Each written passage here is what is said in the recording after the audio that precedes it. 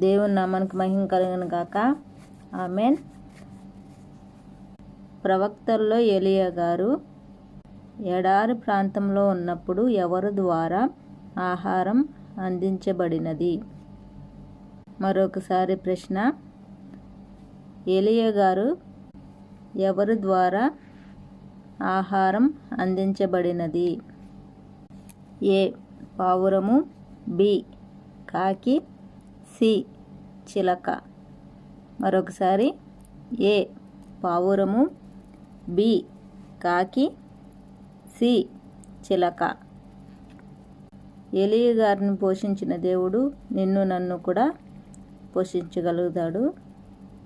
మనము దేవుని యందు విశ్వాసము కలిగి భయభక్తులు కలిగి జీవించుటయే ఎంతో ధన్యకరము. God bless you all.